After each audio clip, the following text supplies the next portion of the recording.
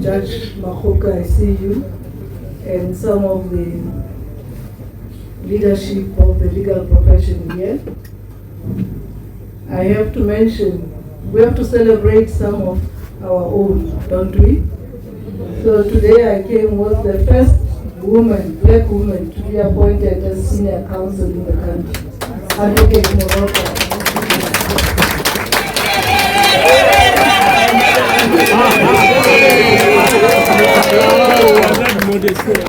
The leadership of the CCMA that is here. I have titled the lecture, Sitting at the Intersection of Law, Justice and Politics. This is the place that Don occupied, Don Nkadimeng. He sat at that intersection of law, justice and politics. And the history of racial discrimination in this country is known to all of us. We know that when Don entered the profession in the late 60s studying and 70s, as he was admitted in 1977, it was a period when the racist apartheid system was at its most brutal.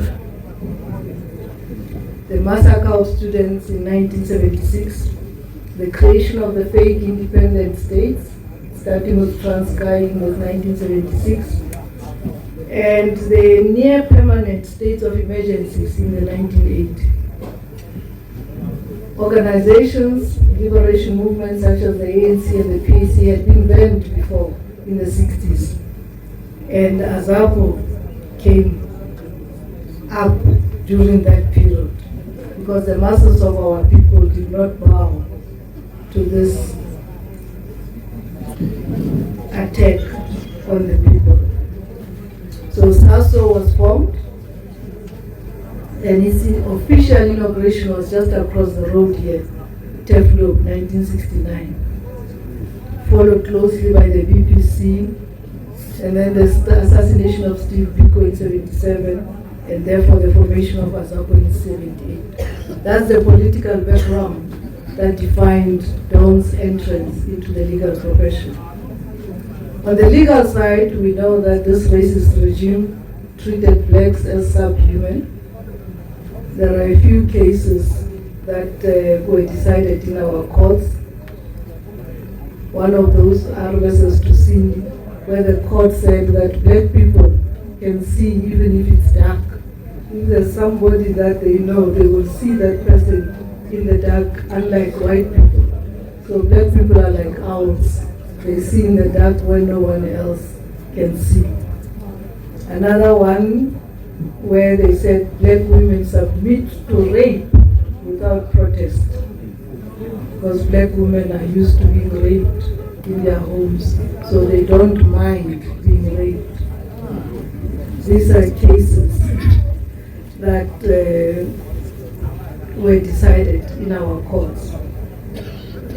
Of women, these judges said, amongst others, that women cannot practice law because they have no idea of relevance or analogy or evidence.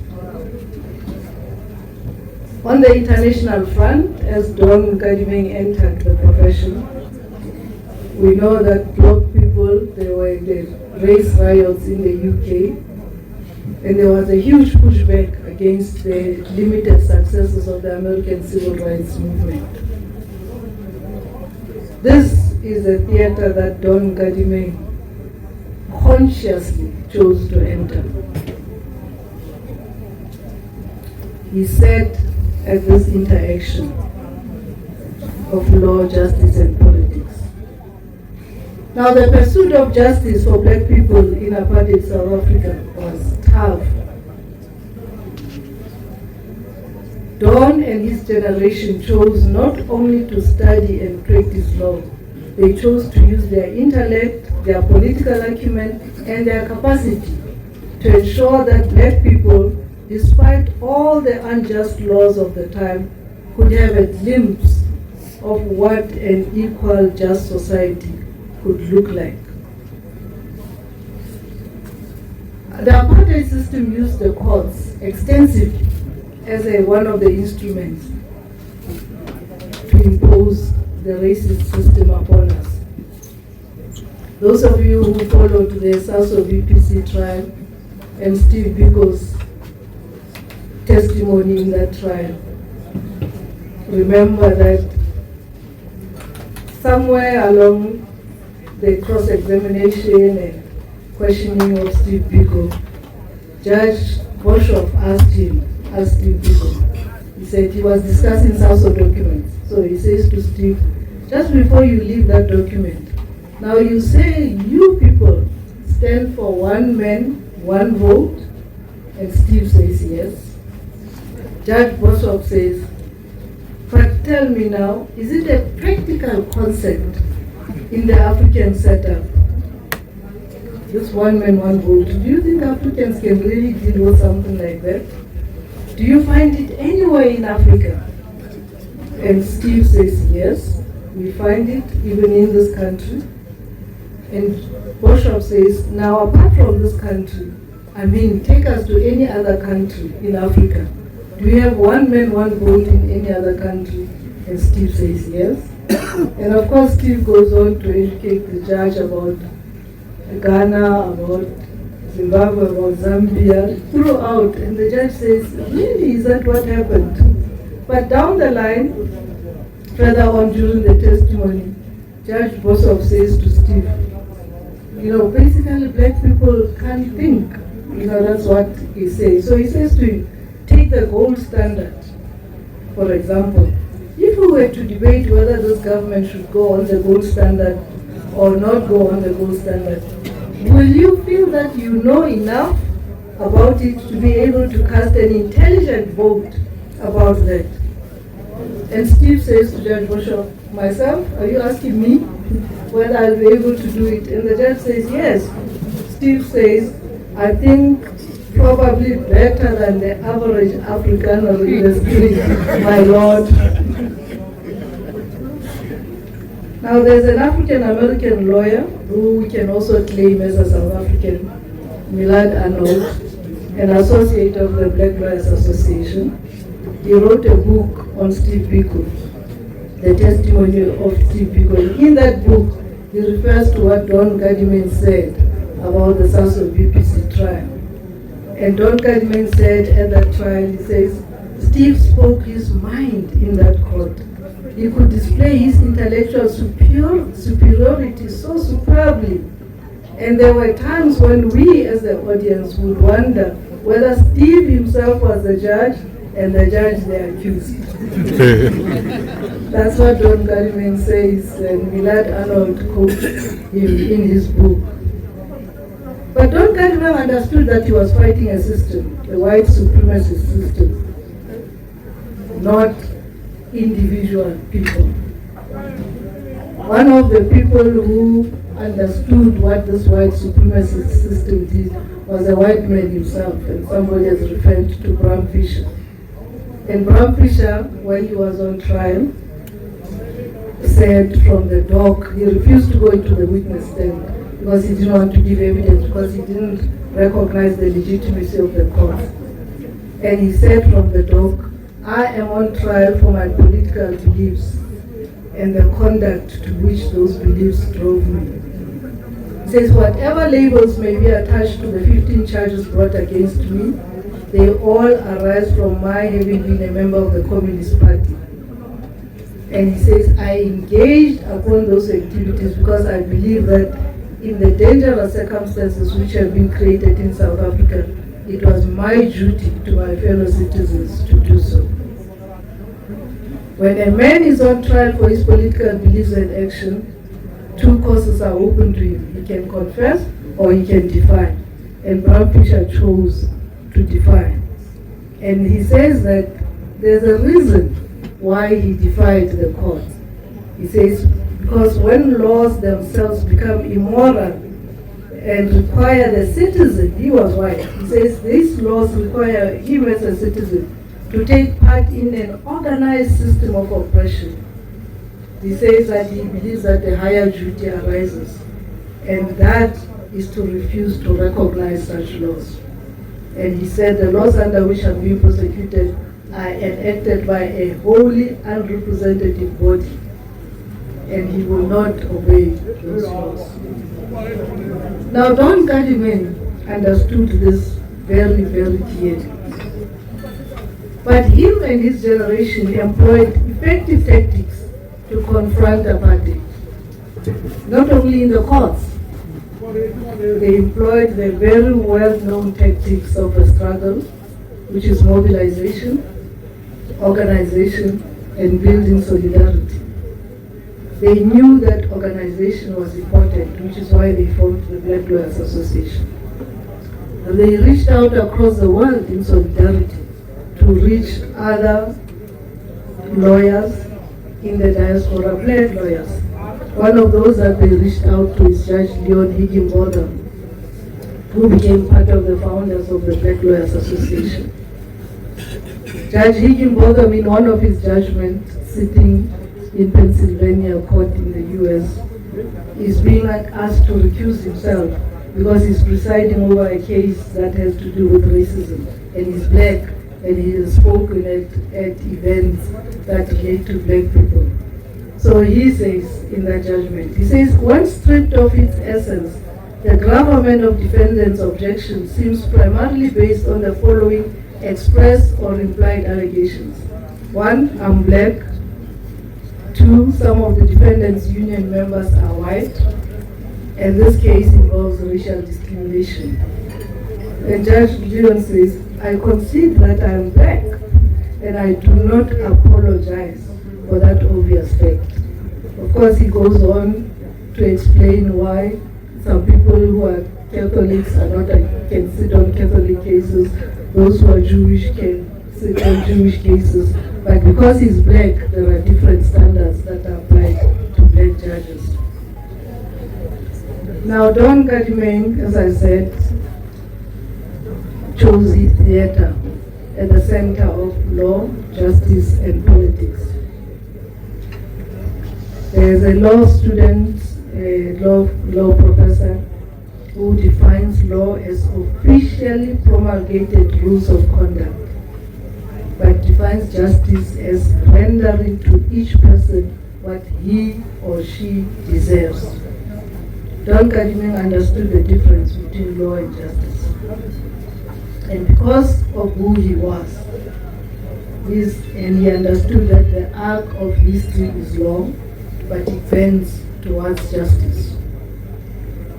One of the things, the practice of law has got many rules that govern it. And one of those is that an attorney like Don Nkadimeng must collect funds before, starting a case. When people come to the office, they complain, I need this, you have to pay a deposit. Now we know that Don Nkadimeng practiced during the time when the country was ungovernable. He represented everyone who came before him in terms of political cases. Thousands and thousands of young people, the Peter Mokavas, Makompo Kutumela, who was killed by the police, all of them were represented by Don Nkadimeng. Many of them meet us in the streets to this day. Some of them were saying to me, because they used to be rounded up at rallies and everywhere and taken down, and so they didn't even know the South African Council of Churches would be the one asking us to assist them. Parents didn't even know where they were.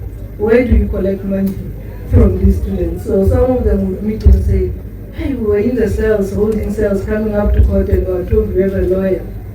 So when we come out, we find this very thin woman, that's me. I was very tiny. We look at her and say, really? Can this be our lawyer? Really? But wow, you came and you got us out. And this is because of Don Nkadimeng. And he understood that we cannot leave these young people to the system, to just really destroy them because without representation.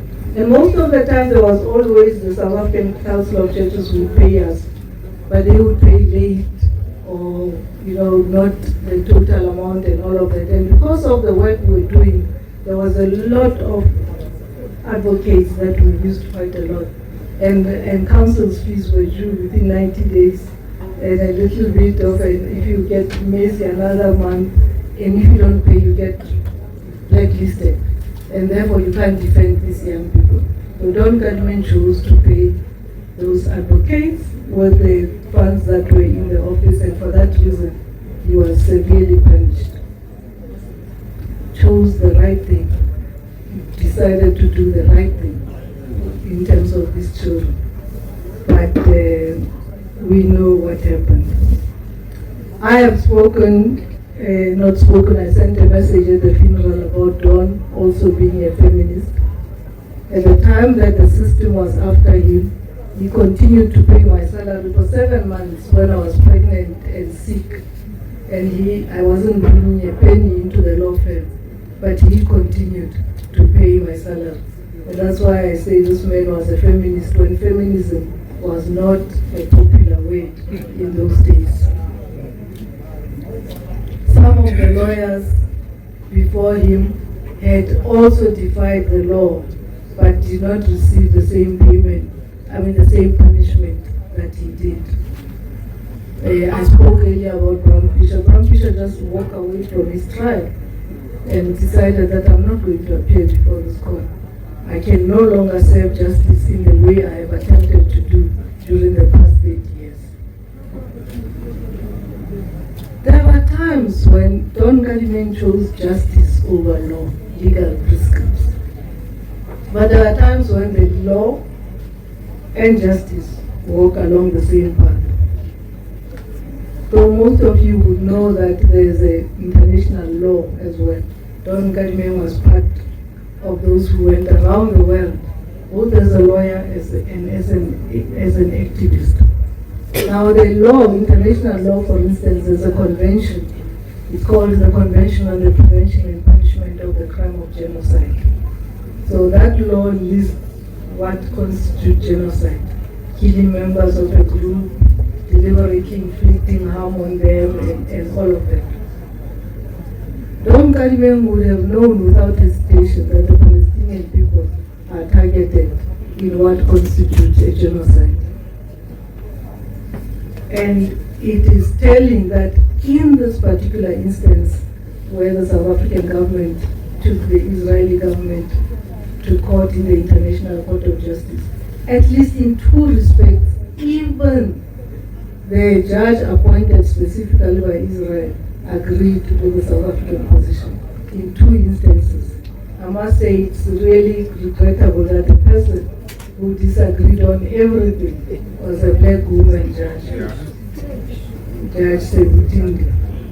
So in that case, Don would have said to us, this is where the law is, this is what it says, and fortunately, the judges also agreed with it. However, despite the ruling of the court, in fact, with the ICJ, we've seen that there are those who think they are powerful enough to be above the law, and they completely ignore the rulings of the court. Again, the life of Don Nkadimeng points us in the direction of what our response should be. And if he were here, he would have told us to go back to the trenches and organize.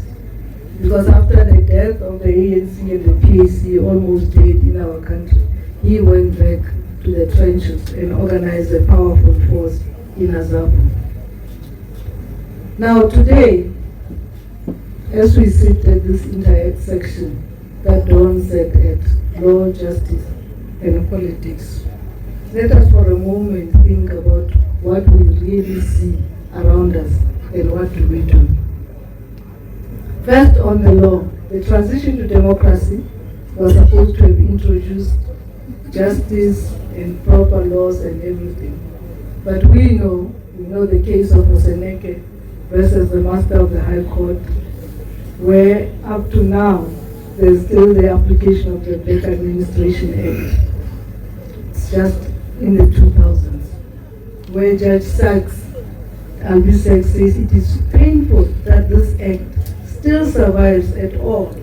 The concept on which it is based, the memories it evokes, the language it continues to employ, and the division it still enforces are antithetical to the society envisaged by this constitution.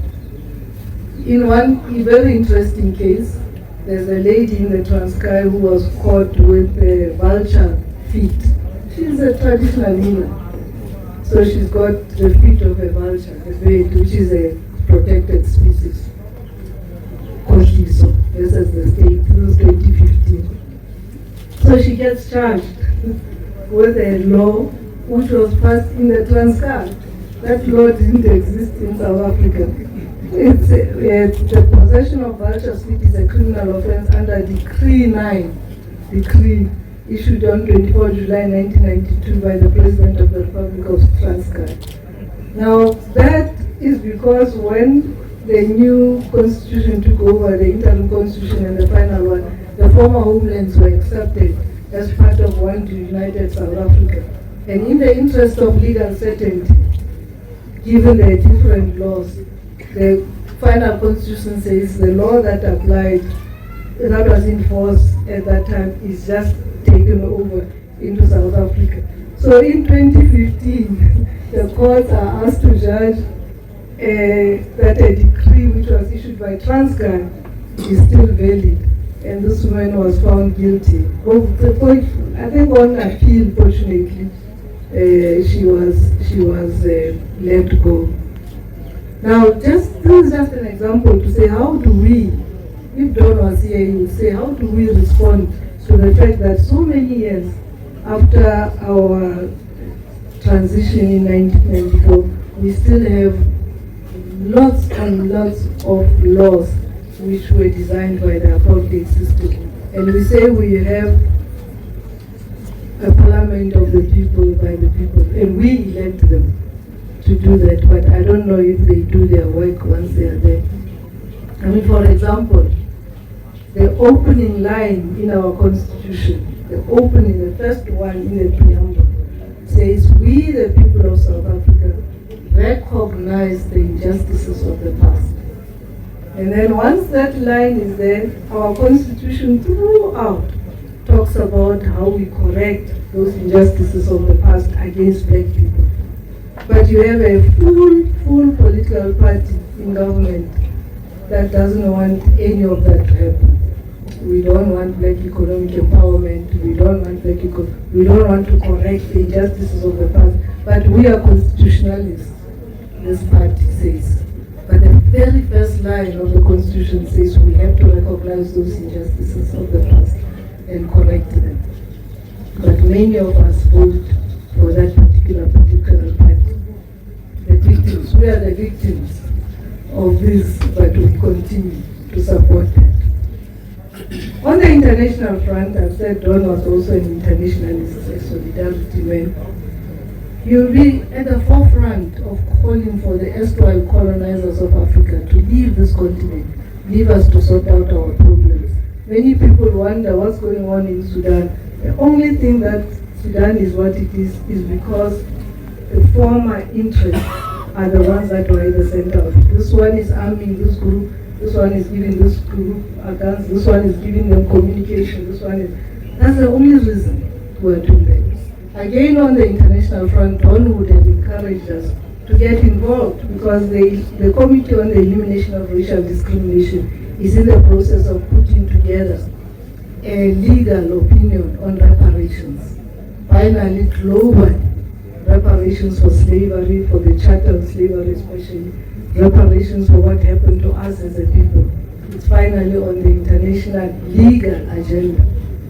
And that process also from the BLA is led by one of the BLA supporters who set up the center, Ms. David Dura, is leading that process. And she's assisted, amongst others, by one of our own BLA, also Advocate Betsy Takula. They work out of Geneva, in Geneva, putting together this opinion. It's going to come out in a couple of months. It's the one that will tell every government what we should do to finally claim reparations for what happened to us as Africans. Now, I should mention this in passing also because, Don had such a mind. Don Nkadimeng's mind was unbelievable.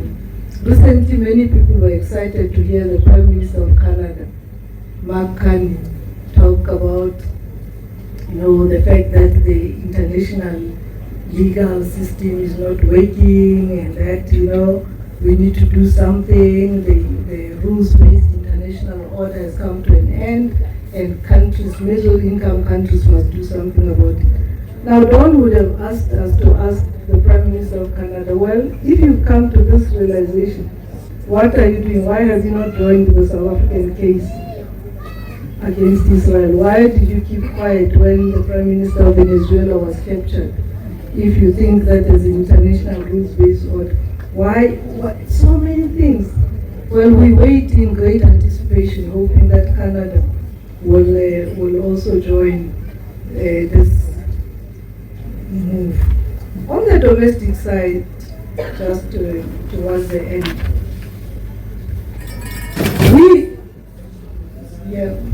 we who are here, who call ourselves Don Nkadimeng's comrades, how have we allowed this country to be in the state that it is, where private funds have been public funds have been privatized, children die in pit toilets and through gunshots? Do we even pause for a moment when the unemployment statistics are released? Over 3.5 million people, 3.5 million young people are not in employment, are not in education or training. 3.5 million of our young people are just loitering. We live with criminals in our midst. I don't have to say anything about that. Instead of focusing on those matters of national interest, we are completely sidetracked by irrelevant matters, such as squabbles within and among ourselves. While doing that, we forget that white supremacy never ever concedes power. Never ever concedes power. It would have been a miracle if they were to do so here in South Africa. They haven't. So we should be awake to the fact that what is happening around us is not happening in isolation. I can assure you as I stand here that the American president knows that there's no white genocide in South Africa. He's got a very able intelligence service that advises him every day that there's no genocide in South Africa. But what is he really doing? Testing us. In 2026, he wants to test our response as black people. He wants to test whether we are so divided that we can be sidetracked. He wants to test whether we really still know who we are. And I can assure you that what comes next will shock all of us, because we have been found wanting. Found wanting. There's an American writer, Toni Morrison, who talks about these distractions. He says, people who argue about racism with you are just trying to keep you distracted from focusing on the important things. He says, somebody says to you, you have no language, and you spend 20 years trying to prove that you do. But they give you their own agenda, and you fall into it, and you stay sidetracked and forget that white supremacy never ever concedes power. I want to end with a story, a very story that captures who Don Nkadimeng was. So one day in the office, there's a lady who comes in very upset. So he consults with her. So when he comes out of the consultation, he calls us. I worked with Jerry Tema very well. We were both candidates there. So Don says to us, this lady here is complaining that it's two ladies who are teachers at the same school. And so they started fighting. Just verbally. And this other one was swearing at her, called her names and everything. And so she was so upset, she came to the office and asked to sue her for defamation. So Don, in this very easy manner, Don says to us, I told this poor lady that, that's not going to work. By the time I issue summons and the court discovery and everything, by the time we go to court, it will be 3 years down the line. And then you are in court, I have to ask you, okay, what did she say? And it's a sterile environment, it says to her, you know what I told her? I said, just go back, stand across the road and swear back at her. That way, justice will be served. So you know, he had those light-hearted moments as well. But really, I want to say to the family and to Don, from this generation, our generation to his, and from me and many other legal and political minds that Don shaped and nurtured, I want to say to him, our mwalimu, our teacher, we say, and I borrow from the last two stanzas of the poem Roots by Ghanaian Stella Zazi. This is captured in Margaret Busby. Margaret Busby is an award-winning writer, black, and that is a dedication to Don that I end with. And it says, tomorrow I shall be here still, wiser, and steadier than before. I have withstood the fury of thunder, the rage of forest fires. I know my life force will prevail. And if by chance an axe should fell me, should I succumb to the vengeance of the hurricane or the slow creeping stealth of nature's wrath, I shall sink gratefully into the earth that has sustained me, returning my gifts so that others may grow to touch the sky. Close quote. This is what Don did. He returned his gifts to all of us so that others must grow and touch the sky. And we thank our mwalimu, Don Nkadimeng. I thank you.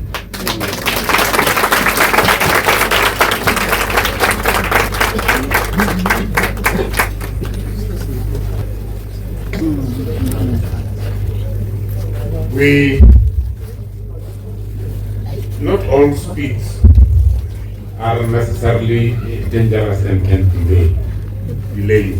I finally already got the bus and the accident was delayed for 3 hours before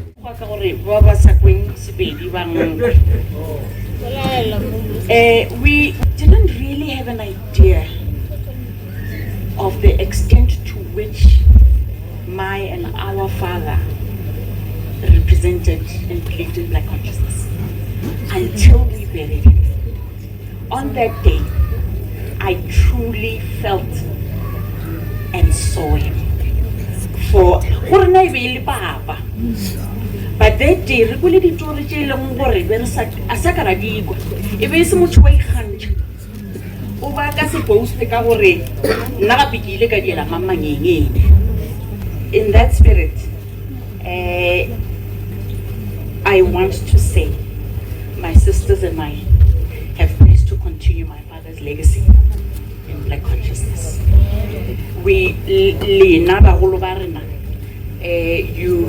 You came before us to liberate us in person, physically from the oppression regime. Reina, we must take it to the next level. Wow.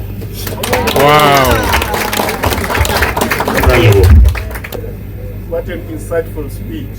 And I think Tuta Professor Mo Kasona really has shared. Question as a question even comment, but I think you were around 25 or so before you got pregnant.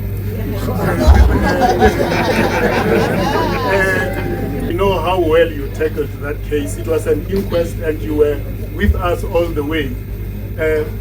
But then in terms of those legal jargons that we don't know, maybe you can help us, because now I think the government is trying to reopen all those cases of the victims, especially in the 80s and 90s.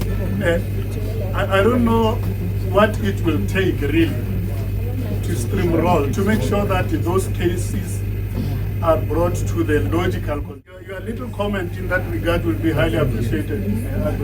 Thanks. Would you last two? Thank you, Professor. It's also a professor.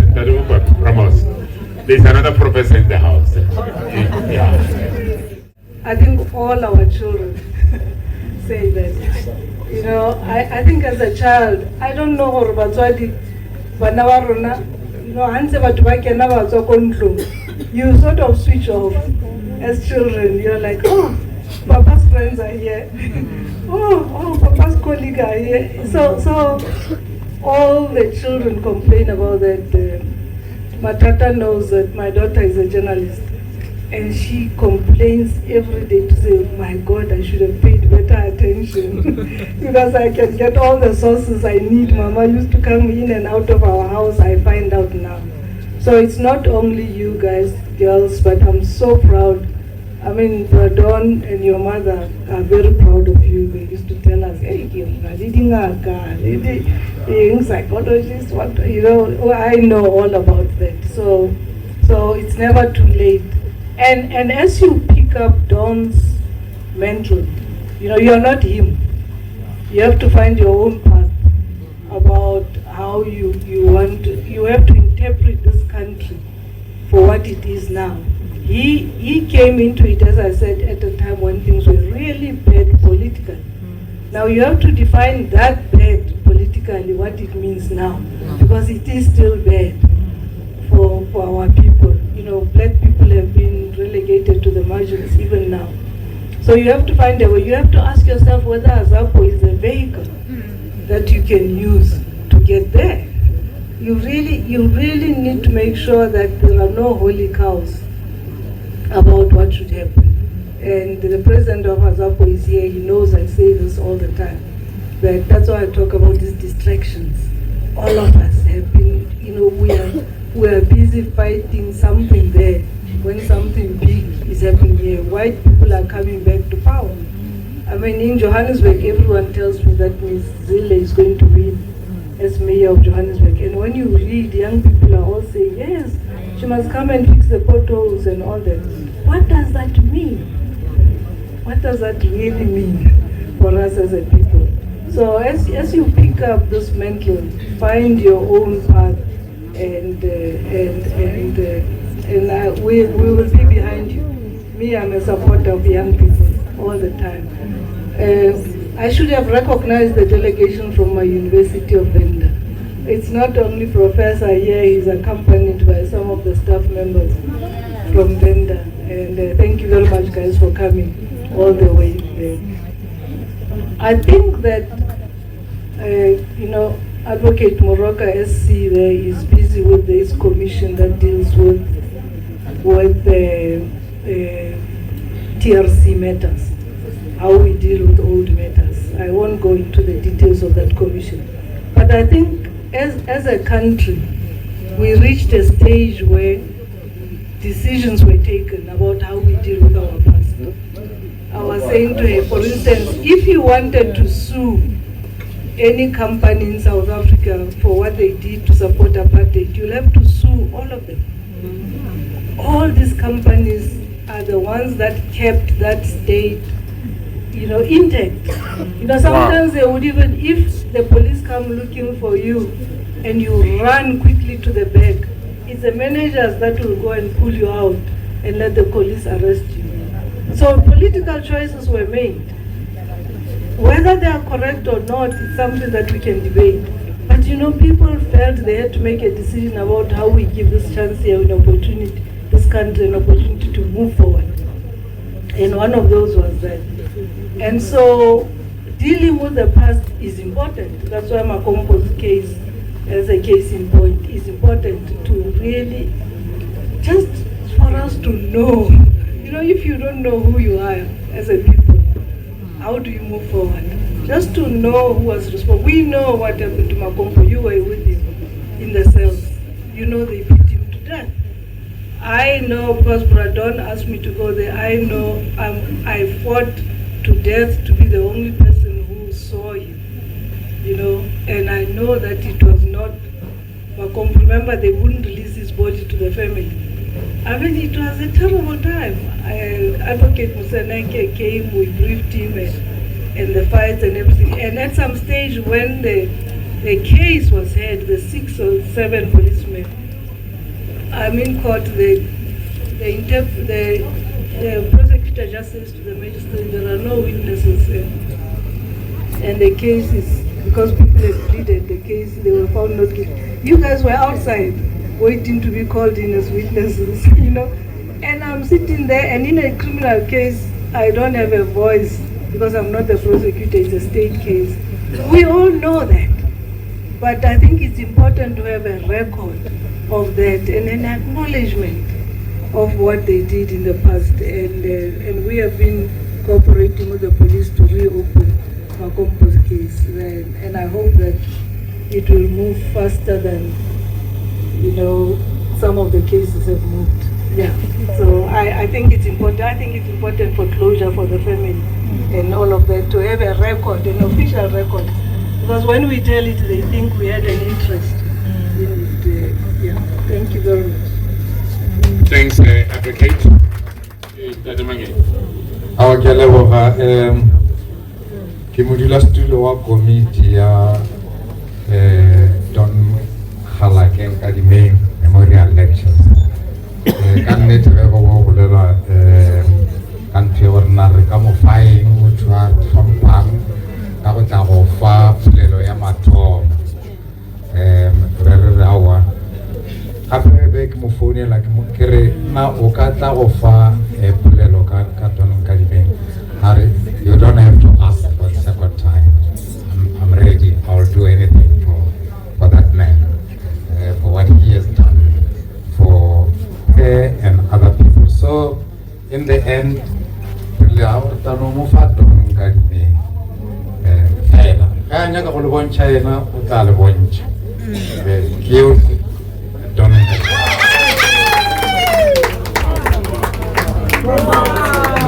Radon.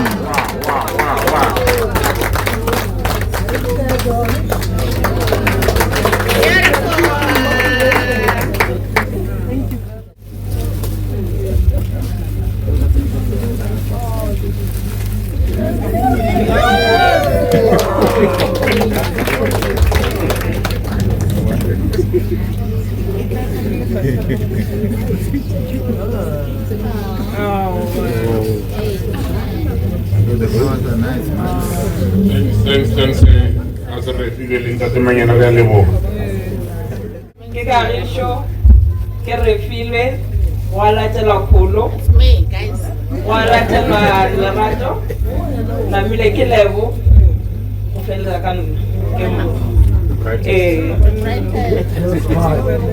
Lerato la lapa la ka, ke rata go tšea sebaka se go leboga ka pelo ka boka. Yo mongwe le yo mongwe wa lena ka go ba gona mo lehono ge re bola le go hlompha bophelo ba tata go rena yo re morao tsa go tuma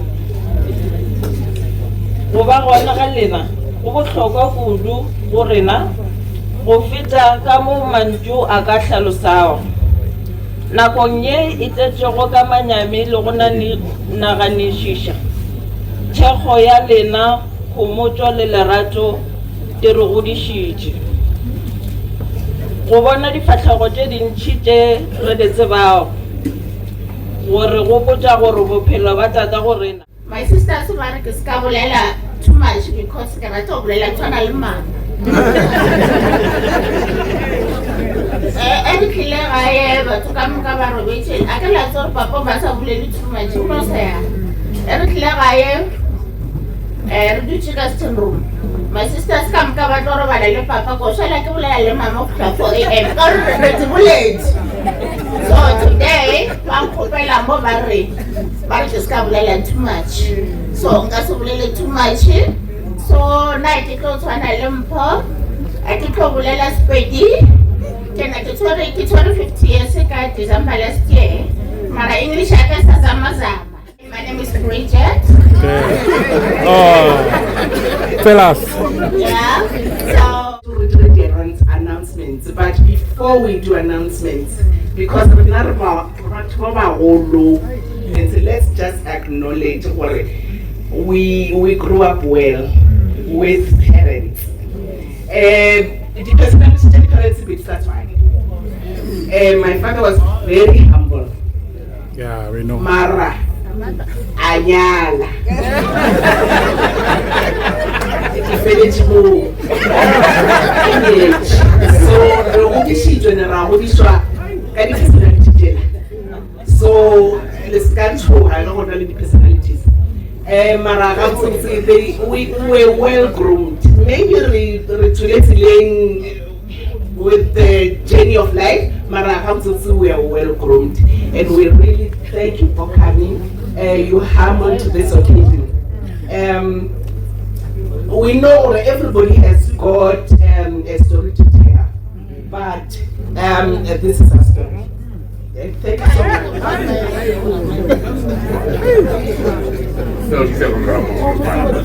Grandfather was more than just a member of our family. He was a pillar of strength, wisdom, and love. He taught us through his actions the value of hard work, respect, and standing firm in who we are. His presence brought comfort, his words brought guidance, and his laughter brought warmth to all of us. It's not just a moment of remembrance, but also a celebration of everything he gave us.